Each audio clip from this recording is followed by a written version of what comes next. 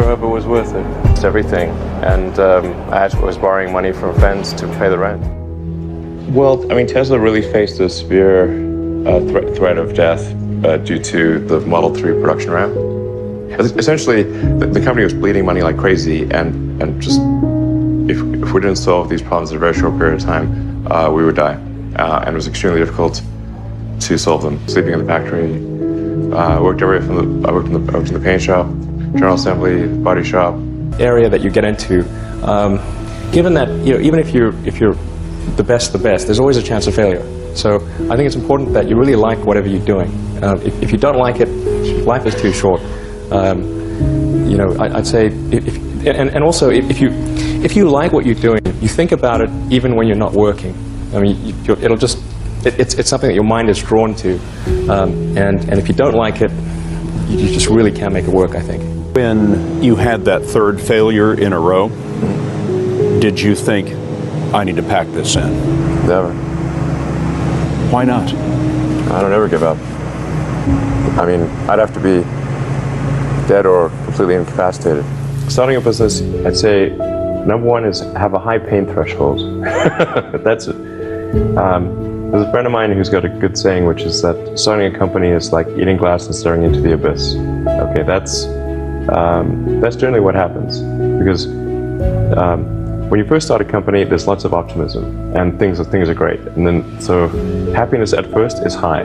Then you encounter all sorts of issues, and happiness will steadily decline, and then you'll go through a whole world of hurt. And then eventually, if you succeed, and in most cases you will not succeed, and Tesla almost didn't succeed, came very close to failure. Then if you succeed, then after a long time, you will finally get back to happiness. I think too is you got to make sure that whatever you're doing is a great product or service. It has to be really great. And I go back to what I was saying earlier, where if you're a new company, I mean, unless it's like some new industry or new market that, if it's an untapped market, or then you have more ability to, the standard is lower for your product or service. But if you're entering anything where there's an existing marketplace against large entrenched competitors, then your product or service needs to be much better than theirs. It can't be a little bit better, because then you put yourself in the shoes of the consumer, and they say, why would you buy it as a consumer? You're always going to buy the trusted brand unless there's a big difference.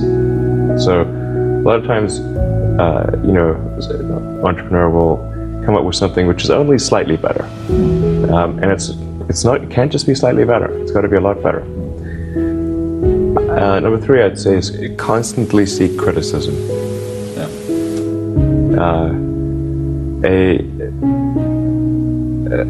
A well thought out critique of whatever you're doing is as valuable as gold,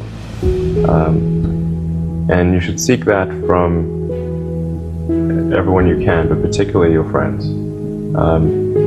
Usually, your friends know what's wrong, but they don't want to tell you because they don't want to hurt you. So lift you up, sort of. Yeah. So they say, oh, I would encourage my friends, so I'm not going to tell him what I think is wrong with this product. Yeah. It doesn't mean your friends are right, but very often they are right. And you at least want to listen very carefully to what they say. And to everyone, if you're looking for, basically, you should take the approach that you're wrong.